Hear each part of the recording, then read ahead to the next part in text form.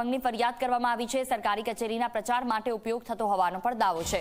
નગરપાલિકા અને તાલુકા પંચાયત કચેરીના ફોટો વાયરલ થયા છે। ભાજપ શાસિત કચેરીમાં ભાજપે બેઠક કર્યાનો પણ આરોપ લાગ્યો।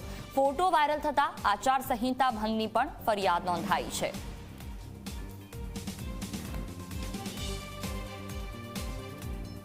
તાલુકા પંચાયત કચેરીમાં પ્રમુખની ચેમ્બરમાં ભારતીય જનતા પાર્ટીના આગેવાનો ધારાસભ્ય શ્રી સહિત ના આગેવાનો એક મીટિંગનું આયોજન કરેલ હતું। જે ફોટા અમોને સોશિયલ મીડિયામાં મળેલ, જે ફોટા અન્વયે અમે આચાર સંહિતાની અમલવારી ચુસ્તપણે થાય અને આમાં દોષિતો સામે કાયદેસરની કાર્યવાહી થાય। અને બીજું ખાસ આ કિસ્સામાં એ કહેવાનું થાય છે કે કચેરીના જવાબદાર અધિકારી તાલુકા વિકાસ અધિકારીશ્રીની નજર હેઠળ આ મીટિંગ થયેલ છે કે કેમ એ બાબતની પણ તપાસ કરવી જરૂરી છે। કારણ કે તાલુકા વિકાસ અધિકારી પોતે આચારસંહિતા અમલીકરણ અધિકારી છે, એટલે કે એમની જ કચેરીમાં જો આચારસંહિતાનો ભંગ થતો હોય તો બીજે તો એમની પાસે શું અપેક્ષા રાખવી।